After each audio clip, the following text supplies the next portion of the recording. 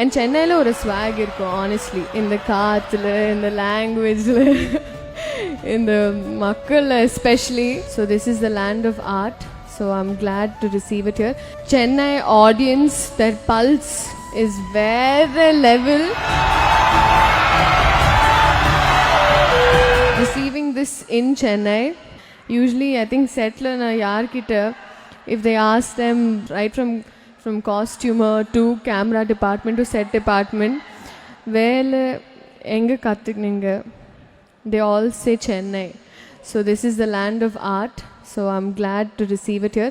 And சென்னையில் ஒரு swag இருக்கும் ஆனஸ்ட்லி, இந்த காற்றுல, இந்த லாங்குவேஜில், இந்த மக்கள் எஸ்பெஷலி.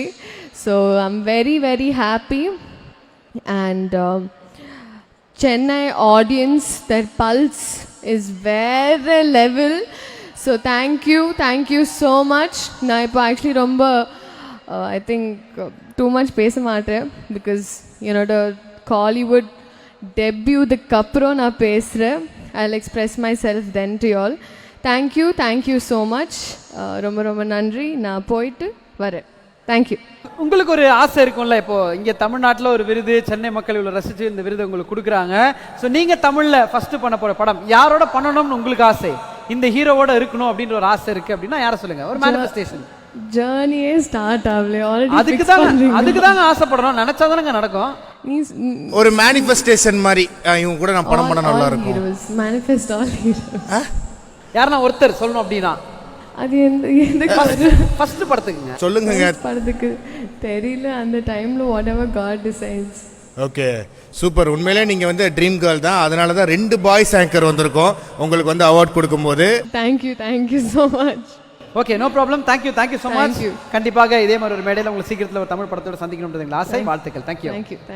Thank you so much. நம்ம எல்லாருக்கும் பிடிச்ச தளபதி கூட பேரா நீங்கள் இந்த வெங்கட் பிரபு படத்தில் நடிக்கிறீங்கன்றது எனக்கு ரொம்ப ரொம்ப ரொம்ப பெருமையும் சந்தோஷமான ஒரு விஷயம்.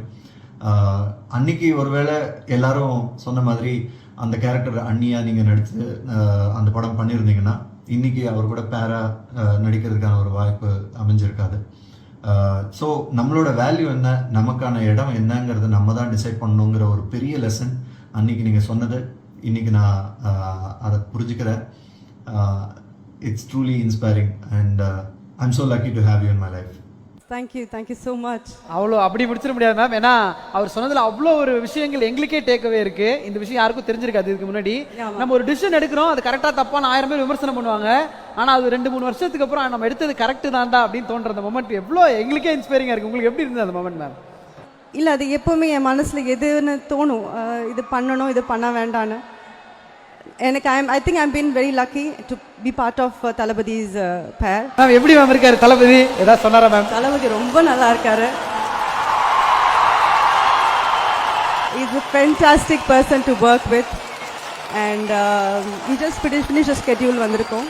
ஸோ படத்தை பாருங்க, you will enjoy it. Waiting ma'am.